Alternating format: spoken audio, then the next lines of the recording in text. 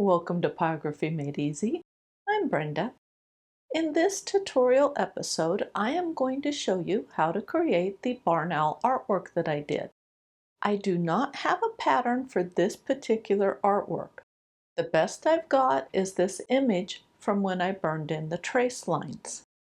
I do have a free pattern of a slightly different barn owl, and there are also some patterns on my Etsy page. Links to all of those will be in the video description. The techniques that I will show you in this video can be used on any of those patterns. Well, let's get started. Here's the reference photo I used from Pixabay. Here's my artwork after I burned in the trace lines, and here's the free pattern and reference photo for the alternate owl. Begin by blocking in the eye to a medium color. Avoid the reflected light. I'm primarily using uniform strokes as my burn method, but occasionally I use circular motion. I'm not burning the eye to a solid dark color. Instead, I'm going to slowly build up the color on the eye so that it will look rounded or 3D instead of dark and flat. Use the edge or side of the shader and burn really short lines along the darker spot on the feathers to the left of the eye. It might be easier to use a writer nib instead of the shader for this. Work your way around the eye. We're blocking in the darker feathers found adjacent to the eye. Darkening up these feathers will help the eye look recessed into the face. Plus, these darker feathers around the eye will contrast with the lighter feathers on the nose, helping the nose protrude from the face surface. As needed, rotate the board as you work. To keep the edges of the eye crisp and clean, you want the front edge or the toe of the shader on the edge of the eye. The body of the shader should be over the eye, not over the feathers. When you rotate the board, make sure you rotate the reference photo to match the orientation of the board. That will make it much easier to compare your artwork with the reference photo. Continue to darken the eye, but leave a thin band near the bottom of the eye a few shades lighter in value. An arrow is pointing to the band that I am talking about on the inset photo. This band, combined with the white spot of reflected light, will give the eye a 3D appearance. In addition to darkening up the eye, the feathers adjacent to the eye also need to be darkened up. When I burn the eye feathers, I alter how I hold the pin. This is done in an effort to create lines that vary in thickness. I also vary how long the lines are. Make sure to burn over the eyelids, but keep the color in the medium to dark tan range.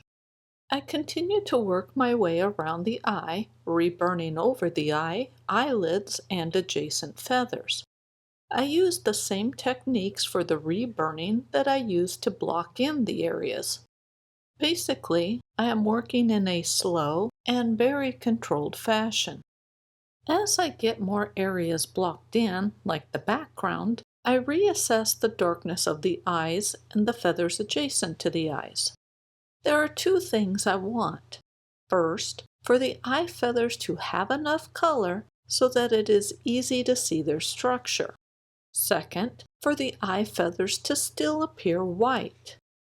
The darker the nearby areas are, the darker I can burn the eye feathers and still have them look white. So I work a little on the head and the background, and I re-examine the feathers adjacent to the eye to see if I can make them darker and still keep my two goals in place. As I finish up the eye, I am further defining the pale band of color along the bottom of the eye. Well, in the video it is now the top of the eye. The upper or outer edge of the pale band is fairly crisp, but the inner edge isn't. Instead, the inner edge gets gradually darker the closer to the center of the eye you get. The last thing I did was use a writer nib and burn a dark line along the outer edge of the eye. I also burned a dark line along the outer edge of the eyelids. The left eye gets handled using the same techniques as we used on the right eye. Lock in the eye, but avoid the spot of reflected light. One additional step we need for the left eye is to burn a series of very short lines on the nose feathers along the right side of the eye. We don't want a crisp straight line along those feathers. Other than the small additional step I just explained, there isn't anything unusual or unique that needs to be done with the left eye. The left eye has a pale band of color along the bottom. There is a small spot of reflected light. There are dark feathers adjacent to the eye that help push the eye down into the surface of the face. The feathers adjacent to the eye should vary in length and thickness. Burn short tan strokes along the edge of the heart-shaped face. Stop the burn stroke before reaching the outer edge of the face. When you reach the halfway mark, burn in the dark feathers that frame in the lower portion of the face. I create these feathers by holding the nib in place until a dark burn mark is achieved. I do not increase the heat setting on my burner. Afterwards, burn circular motion along the left edge of the face to give it a little color and tonal variety. Then darken up the transition between the face and the neck. Make sure to keep the lower edge of the face feathers jagged. This is done by varying where you end each burn stroke. The bottom edge of the dark feathers are very defined, so I rotated the board to burn them. Like before, I just hold the pin tip in place until I get a dark burn result. Then I rotated the board back and burned darkly adjacent to the next row of feathers. Afterwards, I used the razor edge or the side of the shader and burned a series of very thin short lines along the end of the feathers below the nose. Burn over the short feathers above the white face feathers. We are giving these feathers a base color, so use the burn stroke of your choice. I used either uniform strokes or circular motion for this. Next, burn some short, curving lines along the left side of the face. These lines represent the outer edge of small short feathers. If it's easier, use a writer pen tip for this. No artwork of mine would be complete without some reburning. I added more lines along the feathers under the beak. I darkened up some of the areas on the small dark feathers, and I added some medium tan burn marks between the small dark feathers and the long white feathers on the face. These represent the short feathers found in that area. Rotate the board and let's work on the short feathers above the face. Burn the base of each feather so that it is a couple of shades darker than the top. Then add a dark blotch on each feather. My burn strokes are very short as I work on these feathers. Often, I'm just tapping the nib to the board. The color is controlled by how long I hold the nib in place. Obviously, the longer the nib is held in place, the darker the burn result. Reburn over the feathers until they are as dark as you want them to be. I reburned over these several times, I just didn't show all of that. Make sure that the bottom of each feather is darker than the top.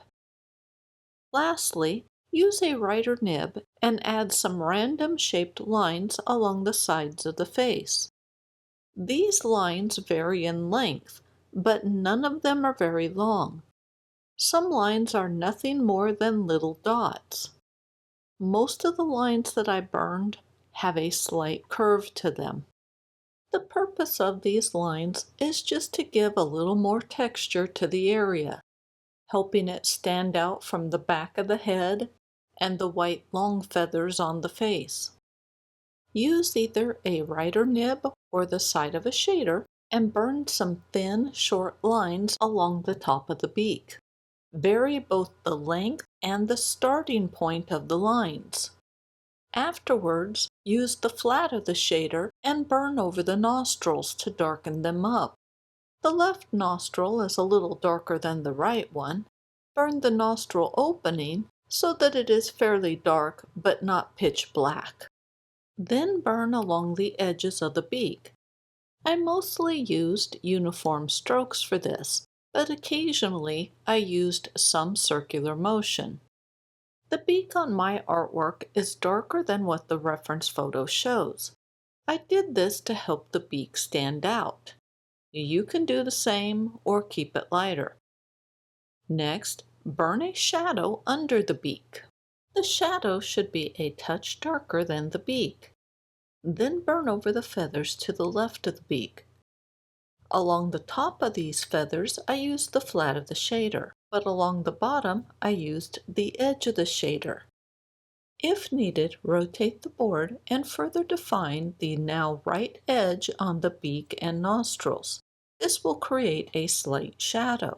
Afterwards, use an embossing stylus and press it firmly into the wood along the whisker lines by the nostril.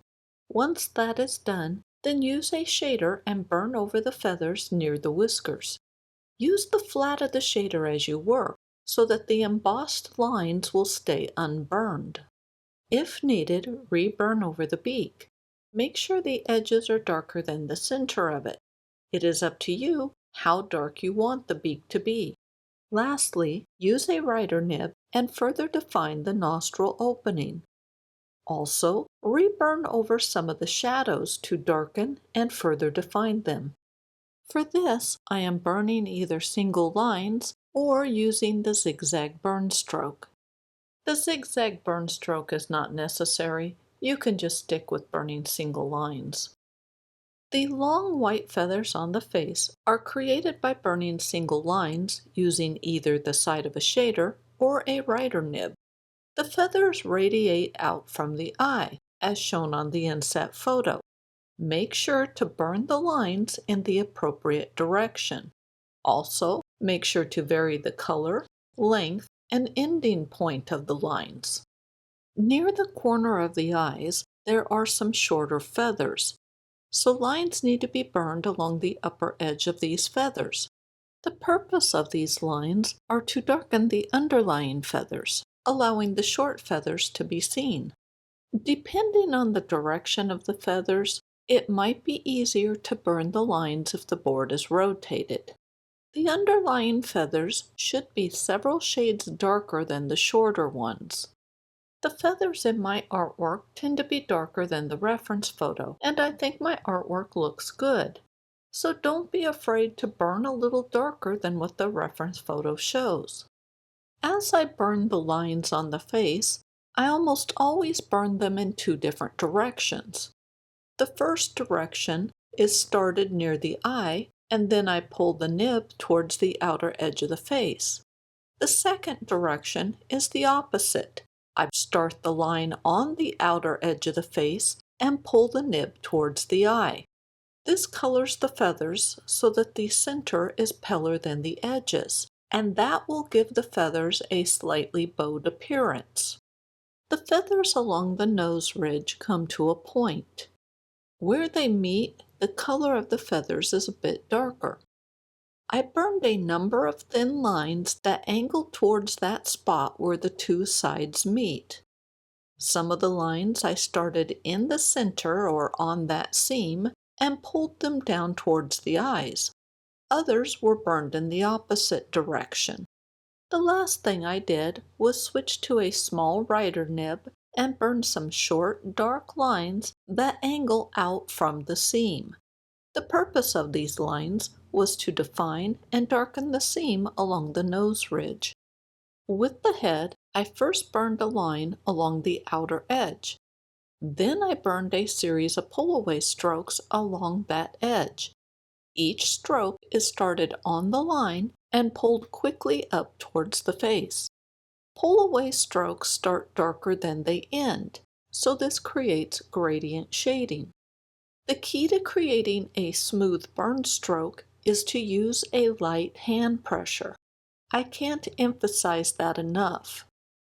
Also, it is very helpful to slightly overlap your burn strokes. Reburning over areas will do two things. One, it will darken the area, and two, it also helps produce smoother looking results. Burn pull-away strokes all along the bottom of the head and/or neck. Then burn in the shadowed area. I have this spot marked with an arrow on the inset photo. Now darken the feathers below the white ones adjacent to the face. An arrow is pointing to the white feathers on the inset photo. Also, lightly burn over the white feathers. The white feathers should be the same color as the face feathers, or even better, a shade or two darker than the face feathers. Continue to reburn over the head and neck feathers using the same pull-away burn stroke that we have been using all along. Burn the feathers until they are as dark as you want them. The only thing I will mention is that these feathers need to be several shades darker than the white ones. Afterwards, switch to a rider nib and burn in the dark dots on the head and neck. Vary how dark these dots are. Also, vary their size. If you look at the reference photo, you can see some pale dots in the area. I did not bother trying to incorporate them in my artwork. Lastly, if needed, reburn over the head and neck feathers until they are the desired darkness level. With the top of the head, burn pull-away strokes that start on the back edge. Pull the nib towards the face. Angle these burn strokes towards the V on the face. An arrow is pointing to the V on the inset photo. Rotate the board and burn pull-away strokes adjacent to the short feathers framing the face. We are defining the upper edge of those short feathers. Use a small-tipped embossing tool and create deep divots adjacent to the dark spots on the head. Afterwards, burn over the area using the shader of your choice. Since we can't see individual feathers, I'm using circular motion as my burn stroke. The goal is just to give the area a base layer of color.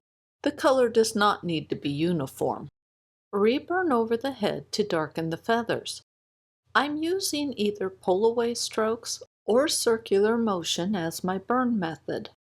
Keep a small area above the V lighter in color to mimic what the reference photo shows. I circled the spot on the inset photo. Quite truthfully, you can make the head all the same color and it will look fine. The only thing I do recommend is that the feathers on the head be burned to a darker color than those on the face. Now it is a matter of reburning over the feathers until they are as dark as you want them to be. I did use a spear shader and added some dark dots. A rider nib would be a better choice for this. Lastly, I used a rider pen tip and burned a thin, dark line around the divots that we created with the embossing tool. Here's a comparison close-up of the owl's head. The chest and belly areas are pretty straightforward. Burn them using the same techniques that we used on the head and neck. So this means use either pull-away strokes or uniform strokes to fill the area with color. The color should be similar to the color that is on the head and neck.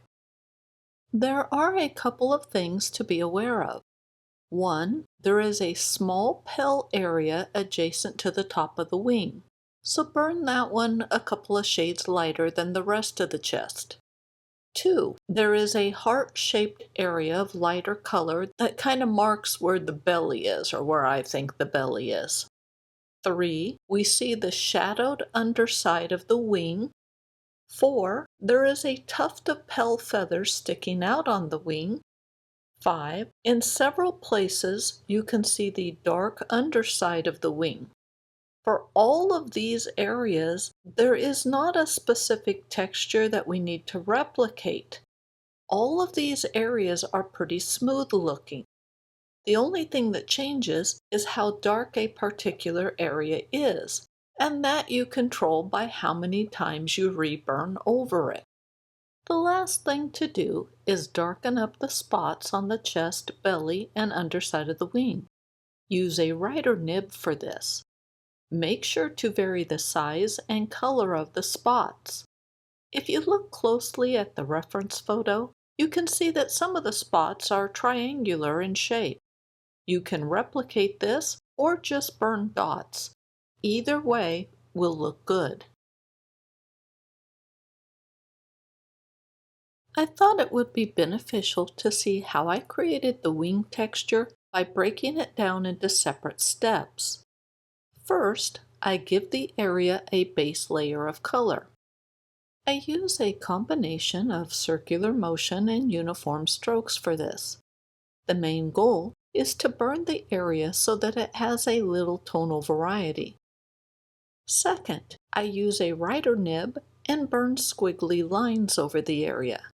The lines vary in length, but tend to be burned in the same direction. For example, if I burn the lines horizontally, I do not burn the lines vertically, or vice versa. Now I am layering the squiggly lines over a patch of base color. This way you can see how it looks layered up and compare that to the plain patch of color on either side. Lastly, I switch back to a shader and burn small patches of circular motion. I keep the patches irregular in shape, size, and color. I even leave little gaps here and there between the patches. Now I'm layering the patchy circular motion over an area that has both a base layer of color and squiggly lines. This shows the three-step demonstration panel, so you can see how the look changes as each additional layer is added to it. Burn some lines that vary in thickness and length along the upper left edge where some of the chest feathers overlap onto the wing. Extend the color, but avoid burning over the white markings on the wing. Use a writer pen tip and burn darkly around the white markings on the wing. This will make the markings easier to see and avoid. If you examine the reference photo, you can see that the black color often extends a little ways from the white marking. The heat is set on my burner to get a dark result, but the heat is not so high that overburn or visible smoke is produced. That will keep the markings white. If you accidentally burn over the markings or you have overburn, you'll have to scrape away the color to restore the white marking. Use a shader and give the wing a base color. I used some uniform strokes, but mostly I used circular motion as my burn method. As you can see, I burned in the back part below the neck. This was my test area to work out the process for creating the wing texture. This area isn't that noticeable, so it is a good place to start on. If you look at the reference photo, there are areas where the wing is tan in color. In these areas, I only burn the base color. There are also areas where the color is very dark. I burned the darker areas a couple of shades darker than the tan ones. With both areas, I made sure to incorporate tonal variety. Also, make sure to avoid burning over the white spots. If you examine the reference photo, you will hopefully notice that the upper wing does not have any crisp lines on it. There are suggestions of individual feathers, but they do not have clearly defined edges. As you work, don't create lines that divide the two colors. Instead, let the light and dark areas overlap each other a little bit in places. I do have a number of individual feathers drawn on the upper wing in my artwork. I burn over the top of these lines to blur their edges. After all, the suggestion of a feather is what we're after. Clearly defined feathers on the upper wing are not what we're after. After the base color has been burned onto the upper wing, use a writer nib and burn the squiggly lines. Only burn squiggly lines on the darker areas of the wing. Obviously, you need to avoid burning over the white spots. Keep your squiggly lines oriented in the same basic direction, based on the orientation of the feather. Think of it as burning parallel lines, but because they squiggle, they're not parallel. On the left side, the feathers are angled. The closer we get to the right side of the wing, the feathers are more vertical. My lines on the left side are angled. My lines on the right side are more horizontal in direction. Next, use a shader nib and burn little patches of circular motion over the dark areas on the upper wing. The purpose of this is to increase the tonal variety and add any contouring shadows. An example of one of those shadows is along the left side of the wing. An arrow is pointing to it on the inset photo. The rest of the wing is where the flight feathers are found. These feathers have better defined edges and rows of alternating dark and tan markings. Use the shader of your choice and block in the cast shadows to the left of the short flight feathers. Rotate the board as needed to keep the edges of the cast shadows clean. Next, burn a line under each of the long flight feathers on the left side of the wing. This line is the foundation for the contouring shadows. Then burn along the right edge of the flight feathers found on the right side of the wing. We are defining the edges of the feathers. Remember to rotate the board as needed to make this easier. I try not to rotate the board much in these videos because it makes it hard to follow. I am using uniform strokes as my main burn method. You can use the burn stroke you prefer. The goal is just to give the darker areas on the wing a base color. The color does not need to be uniform. Also, the color does not need to be its final value. We will do some reburning to get the markings as dark as they need to be. Take your time. There isn't a time limit for this. So don't rush just to get the job done. Rushing seldom produces good results. Work your way around the wing, burning in the dark markings. Make sure to use a light hand pressure as you burn. Most of the problems I see are due to using a heavy hand pressure. A heavy hand pressure produces inconsistent burn results. The color fades out quickly. You don't get even results. There's a host of problems that using a heavy hand pressure can cause. I have a video that goes into greater detail on this subject. The video also has a test, so you can check your own hand pressure. The video description will have a link to that video. As I said before, the burn stroke for blocking in the dark markings is not important. Use any burn stroke you like. I have used uniform strokes, pull-away strokes, and circular motion. The actual burn stroke really doesn't matter. What is important is to burn the feathers individually. The flight feathers have defined edges, unlike the upper part of the wing. Burning each feather individually will help ensure the flight feathers have defined edges. After the dark markings are burned in, I reburned over them using circular motion to create patches of irregular color. This also had the added benefit of further darkening the markings. Afterwards, I switched to a writer pen tip and burned the squiggly lines over the dark markings. As you can see, I worked in sections on the wing. You don't have to do it this way. You could do all of one step and then do the next step. There is not a set way that this has to be done. Once the squiggly lines are burned, then I use a shader and burn patches of circular motion over the area. As before, the purpose of the circular motion patches are to create uneven or blotchy coloring on the wings. Obviously, the circular motion patches also darken the feathers.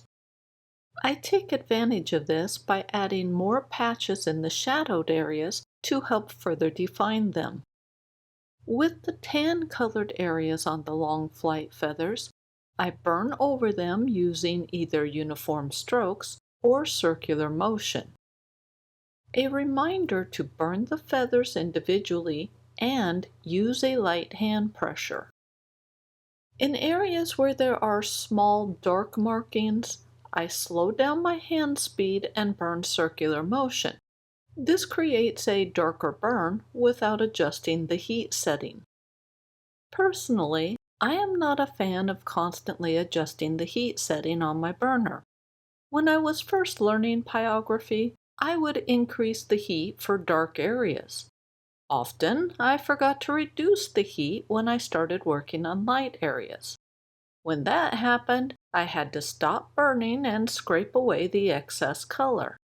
I got tired of fixing this, and I couldn't seem to remember to reduce the heat. Now I keep my burner at a set heat and control the color by altering my hand speed and reburning. This has had an impact on my artwork. For one thing, it takes me longer to create the artwork. On the flip side, I have much better control over the final color. In all honesty, I think my artwork improved when I quit adjusting the heat setting and started using hand speed and reburning to alter the color results. I am blocking in rows of markings as I work my way down the wing. This makes it easier for me to match up features when I compare my artwork with the reference photo. The tan markings in this area on the wing have a fair amount of dark spots on them. To replicate this, I do two things. One, I burn small patches of circular motion, and two, I press and hold the pin tip to the board for a fraction of a second. After the feathers have been burned over with the shader, then switch to a writer nib and burn the squiggly lines. Quite truthfully, you could save this step for last or even omit it. I like the texture it creates. If you don't, that's okay. Skip this step. It's your artwork. Customize it to your preferences. Here is a comparison photo of the wing. The tail is slightly out of focus on the reference photo, so the edges of the feathers are soft. To put that another way, the edges of the feathers are not clearly defined. It is completely up to you if you want to keep your artwork that way or create more defined edges. Regardless of which way you choose, it will look good. I am primarily using uniform strokes as my burn method for blocking in the tail, but occasionally I use some circular motion. I did not bother adding a lot of detail to the tail. I completely left off the squiggly lines, especially since I can't see them on the reference photo. I also omitted the circular motion patches. Instead, I kept the tail feathers fairly smooth and uniform looking. The only thing of note I did with the tail was to make sure that the color matched or at least was similar to that on the wings. Here's a comparison photo of the tail. Start by blocking in the tan-colored feathers on the front leg. You can use any burn stroke you want. I am using either uniform strokes or circular motion. The tan color on the upper leg is the same color as the lower portion of the belly, so make sure that those two areas have the same tonal value. The back leg is in shadows, so burn it a couple of shades darker than the tan area on the front leg. For the back leg, I burned a series of thin lines that overlap slightly onto the front leg. This created a jagged edge along the front leg. Also, allow the color to get a little lighter in value as you work your way down that back leg. The feathers on the front leg are angled in two different directions. Along the front, the feathers are angled slightly to the left. Along the side, they are angled slightly to the right. Burn your lines accordingly. Just above the feet, the feathers thin out and we see some horizontal lines on the skin. I used the edge of the shader to burn them in. You can also use a Reiter pin tip. Now that the legs are blocked in, it is time for the reburning process. During this time, there are two things we want to emphasize. One, adding more color to the shadowed areas, and two, adding more lines to give the feathers some texture that is almost slightly hairy looking. I recommend having your background done before you start doing the final burn on the legs.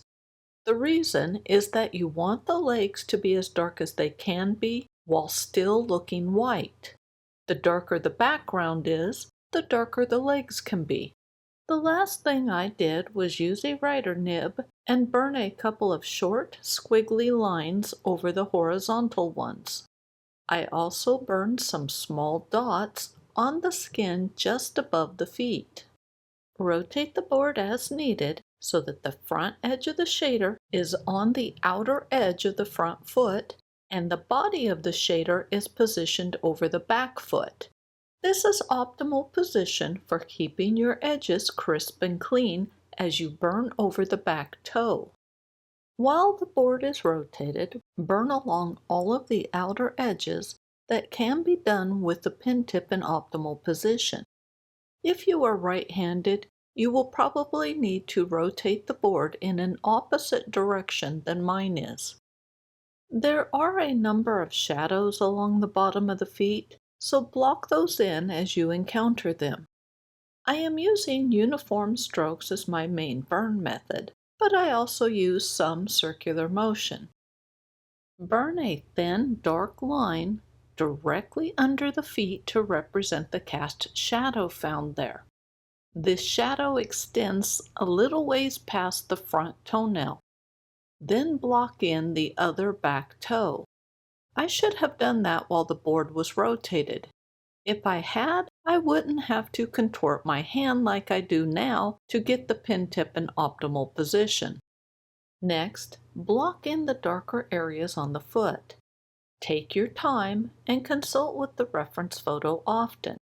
Also, give the entire foot, including the claws, a base layer of color. For this, I just burned a quick circular motion over the area. After the feet are blocked in, then begin reburning over them to darken and further define their details. Keep in mind that the feet do not need to be perfect. There are only a couple of things you really need. 1. The basic foot shape. 2. Some shadows to give it a slight 3D appearance. And 3. The claws. The feet are not the focal point, so you do not need the amount of detail that I put on the feet in my artwork.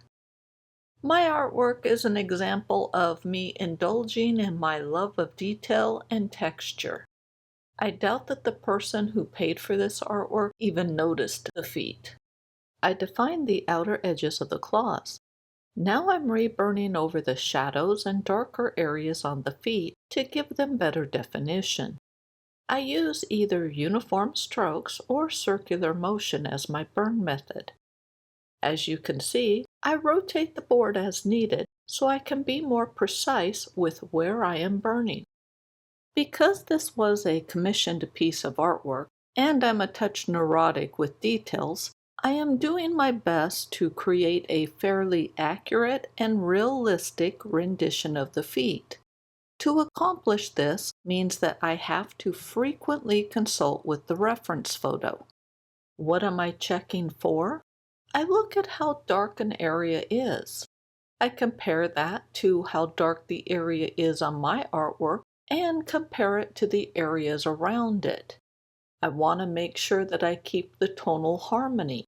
So if I'm working in an area that's darker than the adjacent areas, I have to make sure that my artwork replicates that. I also double check the shape of an area. If needed, I can make small corrections to fix the shape. I also look for any unique features that the area has.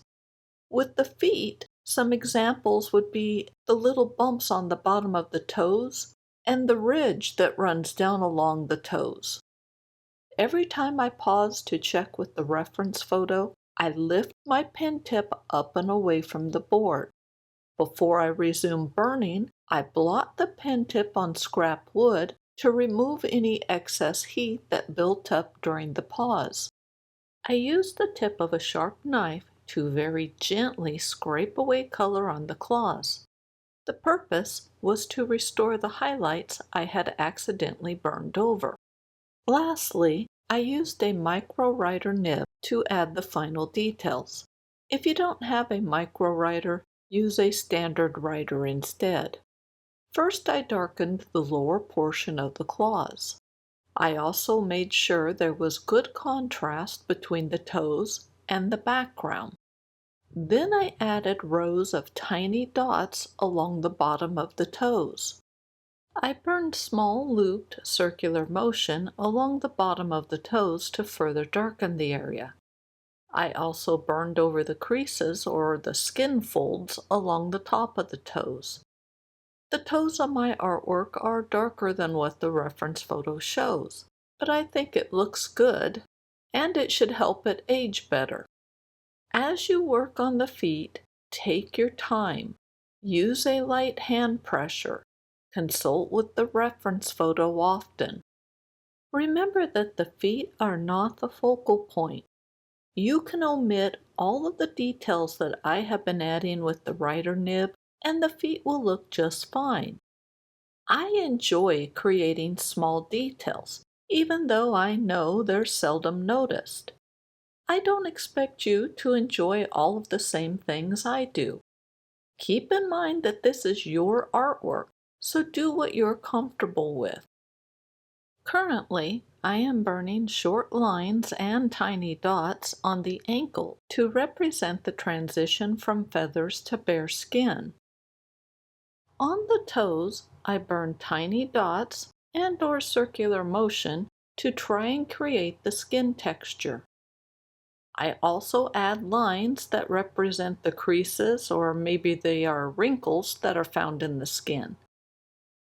Another thing I've done was burn a loose, open circular motion over areas to increase the overall color a shade or two. And because it's an open circular motion, it also adds more texture. Here's the comparison photo of the legs and feet. The reference photo doesn't show much of the owl's perch. I created a simple barkless tree. This was done by burning uniform strokes using the flat of a shader. This produces wide bands of color. The width of the band is determined by the size of the shader. Begin by blocking in the area. Use a light hand pressure. Keep in mind that as you work, the color does not need to be uniform. My tree starts out looking uniform in color, but if you look at the inset photo, you can see it doesn't stay that way. One way to change the color is by burning in a different direction. Normally I burn from top to bottom, but I also burn from bottom to top. Generally, your hand pressure is not the same in both directions, so it results in a color difference. Depending on the person, it could be a little or a lot of color. Another way to increase the color is reburning over areas. The more times an area is reburned over, the darker it becomes. A really easy way to change the color of your burns is by altering your hand speed. The faster you move your hand, the lighter the burn result will be, and vice versa. The slower you move your hand, the darker the result. One more option is to lift the pen tip up and away from the board and let the heat build up on the nib. This produces a much darker result when you first resume burning. I blocked in the perch using uniform strokes. Now I'm reburning over it using the same uniform strokes burn method. The difference now is that I am purposely incorporating more tonal variety. I am using the methods that I previously described. I do not adjust the temperature on my burner. I do not have any reference material for the perch. Instead, I made it up as I burned. I have two goals with the perch. First, that the sides are darker than the background. Second, keep the texture to a minimum. I don't want the perch to stand out. Instead, I want the perch to be seen and quickly ignored. After all, the owl is the focal point, not the perch. With the top of the perch, I burned a layer of zigzags over its surface. I'm using the edge of the shader, so the lines are thin. If you prefer, use a writer nib and burn a bunch of single lines instead. I burned some really short lines over the shadows to make them a little wider. Then I resumed burning zigzags over the surface of the perch. Here's how it looks. I don't care for it. So I used an electric eraser, equipped with a sand eraser, and erased over the back edge of the perch. That area is where I had the darkest lines and it really didn't look right. After my boo-boo was fixed and the background darkened up, I used a shader and burned some horizontal lines here and there. This was done to create the suggestion of wood grain. This is another detail you can omit and no one will notice. Unless you burn the grain lines really dark, I doubt anybody would notice if you do include them. Use the shader of your choice and burn adjacent to the owl. Keep the nib in optimal position. The front edge of the nib is on the outer edge of the owl, and the body of the nib is over the background. This will keep the edges of the owl crisp and clean. Afterwards, fill the background with circular motion. Notice how the background by the owl's face is very dark. This creates an area of high contrast that helps draw the eyes to the owl's face, making the face the focal point, which is the goal. The background gets gradually lighter as you get closer to the bottom of the artwork. This lighter color accomplishes two things. First, it enables the wings to stand out. Second, it reduces the contrast between the background and the legs and perch. This ensures that the legs and perch do not compete with the face as the focal point. I did not record much of the background work. Here are a couple of progress photos from the Pyrography work. Once the background had a base layer of circular motion, I switched to a heat gun and used that on the background. I like to use a heat gun on the background because it turns the wood a different color than a pyrography nib does. I think this helps the subject stand out better. The other reason I like the heat gun is that it can add color a lot quicker than a pyrography nib. I did not try to make the background perfectly uniform in color. It takes a lot of patience to do that. Plus, I think it's rather difficult to do in large areas. After I colored the wood with a heat gun, I reburned over it with a pyrography nib. Again, I am using the circular motion burn stroke for this. The reason for the reburning is to further darken and restore the subtle texture that I lost from using the heat gun. Here is the final artwork. Well, that is it for this video. I hope you found the information informative and helpful. If so, please like and subscribe. That would really help out my channel. As I said before, I will have links in the video description to the reference photo that I used and the various patterns. Well, thank you so much for watching, and I will see you soon.